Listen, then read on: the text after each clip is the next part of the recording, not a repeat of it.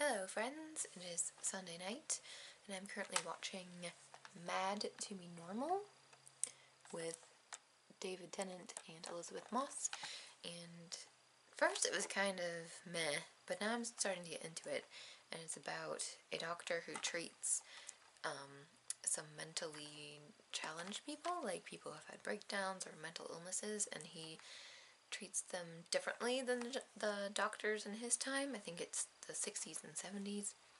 And instead of like tranquilizing them and doing the electric shock therapy and all that jazz, he treats them as real human beings. And of course I think he uses LSD, but like he actually tries to get to know the person and what they're trying to say, and treat it not as like a breakdown but like a breakthrough, and actually helps them instead of just tranquilizing them and making everybody else around the patient feel comfortable, but yet not actually helping the patient. So yeah, I am actually liking this so far.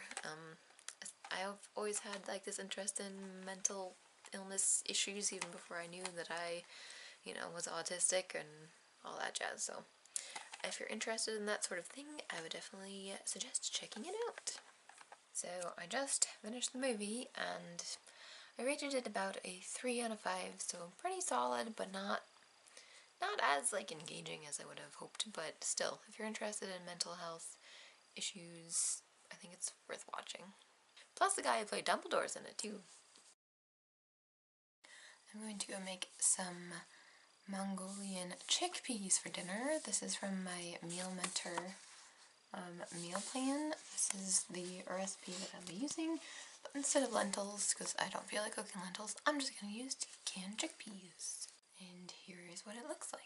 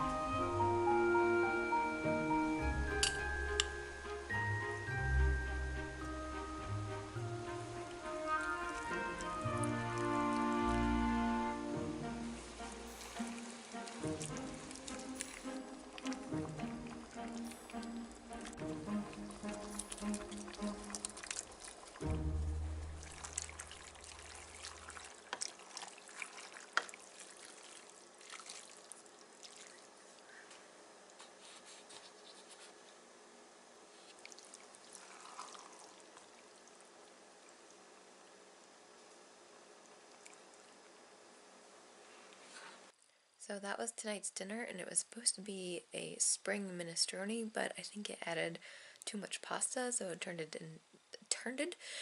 into more like a goulash instead, but it was still okay. I added some nutritional yeast and fresh cracked pepper, and that improved the taste. It wasn't bad, but it wasn't necessarily one of my favorites. And there are a lot of leftovers. So grocery day is tomorrow, so now I'm going to figure out what I'm making for the week. I missed one day of making dinner this week, so I have like extra food. So I don't need all the recipes that comes in the meal plan. If you don't know, I subscribe to Meal Mentor, which is also Happy Herbivore, and so far the recipes are going okay over with my parents, and yes, even though I get a plan, I still have to plan out my food just because there's certain things I don't want to make, and then there's so many different kinds of foods that people can't or won't eat, so I have to figure out which recipes that I really want to make and that everybody will eat. But I do like it though because there's a family plan and an individual plan. So there's a bit more variety instead of just getting a set plan for the family plan, and then if I don't want to make it, like, too bad so sad, there's actually some other recipes that I can make and then just double so everybody can eat it for dinner. So that is what I'm going to do. Here's the pictures for this week's.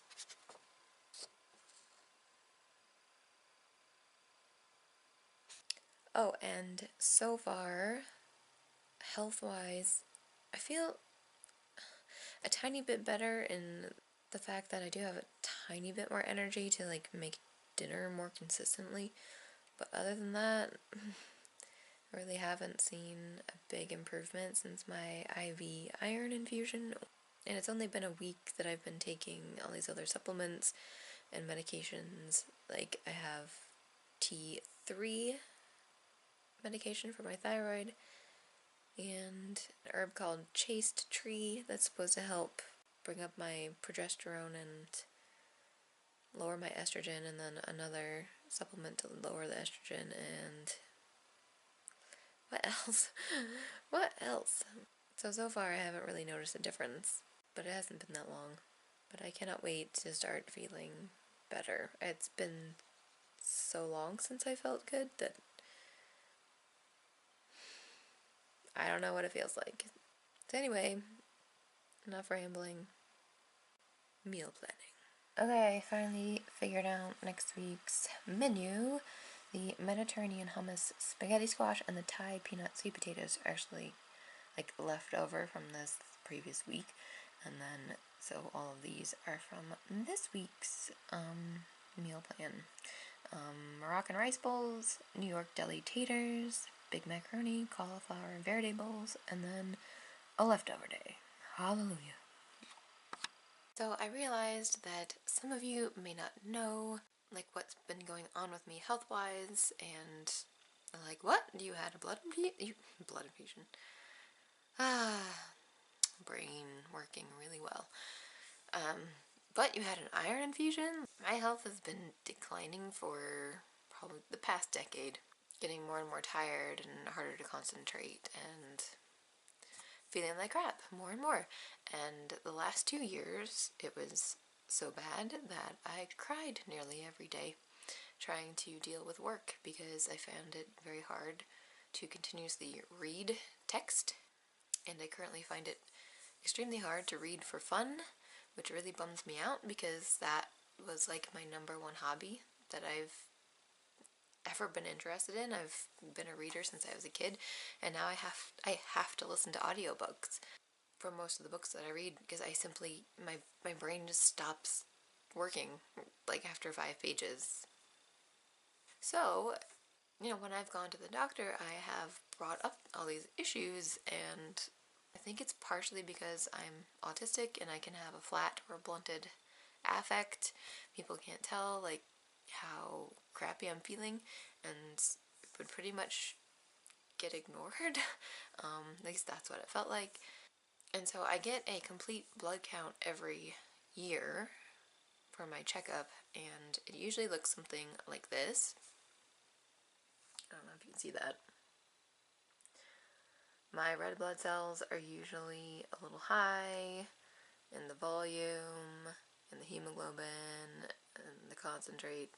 Like, there's always been flags on my blood test, and however many years ago, doctor prescribed an iron supplement, so I have been taking that for years and years, and then I got a new doctor, replaced my old one, who kept me on it, but then, every year seeing my complete blood count, and it's like, well, maybe you could take the iron every other day instead of every day.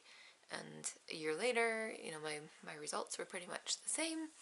And so she said, oh, well, you probably don't have to take iron anymore because, you know, it's not really having any effect on, you know, nothing seems to be going down or up or anything. So, hey, it looks like your iron's fine. Well, that was a mistake. So this past year, I didn't take any iron because, yay, one less pill to take. And I had my checkup in August, and I was feeling a little, well, not a little, I mean, I usually have a baseline of feeling like crap, but it was like a little more than usual, and it came back that my vitamin D was a little low again, and so I thought, well, maybe that's it. That's why I'm feeling worse than normal, and once those levels go back up, I will feel better. And that didn't happen. A couple months later, I noticed that the bottoms of my nails are pale, and I was having more headaches and heart palpitations and restless leg syndrome, and I definitely couldn't exercise.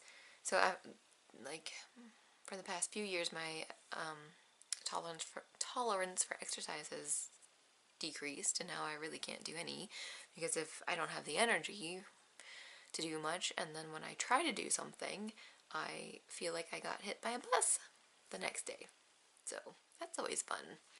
So I messaged my doctor, and she said it was okay to start taking iron again, but then she ordered some blood work, and she finally tested my iron, because I found out that family doctors don't usually test for iron. So I got another complete blood count, and which is the same as normal, again, with all of these flags. But here is my iron test at the end of October 2017. My iron was 28. The lowest it should be is 50.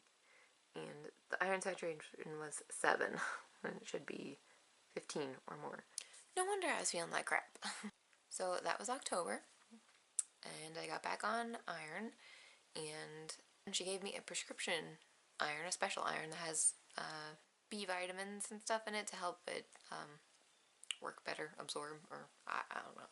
It's more fancy than the over-the-counter iron. A couple months later, got my blood collected on January 9th, 2018. Iron is up a little bit, but the saturation is exactly the same. And then a third iron test on March 5th, 2018. Here are my levels for that. Iron is now 21, and the saturation is 5. Going down. So that took a while to find out it wasn't working, and then I got referred to a hematologist, and it was pretty quick to figure out that my periods are too heavy. My freaking periods are too heavy. So that's why I have iron deficiency, because I'm losing too much every month. So it's like a week or 2 weeks later, I had my first IV iron infusion. But yeah, I went to an osteopath, and she said that the reason my periods are so heavy is because my estrogen is too high and my progesterone is too low. It's just crazy. It's like family doctors don't even test to see what your iron levels are. Hematologists say, oh, you probably have to keep getting these infusions like for the rest of your life, or like while you're menstruating, so a big portion of your life. And then you go to an osteopath and it's like, let's actually fix the problem here. So that's why I'm on a bunch of new different medications, and life's grand. But like, that explains a lot. My periods have been heavy ever since I started having periods, and just the way my health has declined over the years. Freaking hormones are out of whack. Really? That's probably why my hair is so crappy now. I mean, it used to be smooth and shiny, and I know hair changes with age, but like, it's gotten so thin and frizzy and it's awful. That's why I wear wigs in my videos sometimes, because it just, no matter what I do with it, it just looks terrible. And so hopefully when things get fixed, some of my hair will start growing back. Fingers crossed. Anyway, for those of you that didn't know, that is what's been going on with me. I'm sorry if I bored you. Just got back from grocery shopping. Yay! I love grocery shopping. Even though I will probably show you more of what I make this week, I just wanted to show you my grocery haul because grocery hauls are fun. And I know, at least for me, they can inspire me to eat better, so I'm going to go show you what I got. And I'm probably going to have to do a voiceover because my mother has the TV on in the other room, so let's go. Okay, so here we go. Here is the grocery haul. Isn't it beautiful? First up, in this corner, we have some salsa verde, some nutritional yeast that I was out of, and then I got some ground coriander. I don't think I've ever tried that before in baking, so excited to try that. Some dill relish, some brown rice pasta, of course from Tinkyada. It's the best brown rice pasta brand ever. And then a 1 pound bag of brown lentils, 2 sweet potatoes, 2 orange peppers, 3 little tomatoes, 2 lemons, 1 lime, and then a bunch of apples. So these are pink lady apples. I got 3 of those. And then these are envy apples. I got 2 of those. And then these are Fuji apples. And I also got 2 of those. And then we have an eggplant, and then some, I think these are grape tomatoes? Yeah, grape tomatoes. And then a mixed blend of them. Aren't they really pretty? They taste really good too. And then some organic zucchini, a fresh bunch of parsley, and also a fresh bunch of cilantro. I'm going to whiz those together with some lemon juice and other stuff and put it on rice. It sounds really good. And then some brown Baby Bella, outside tomatoes, mushrooms. And then over here we have, of course, bananas. Some are ripe and some are not. And then a big thing of chopped frozen spinach. And of course, almond milk. I got almond and coconut this week, and of course, get unsweetened. And then 4 things of almond milk yogurt, plain, so you don't have all the added sugar in it. So that was this week's grocery haul.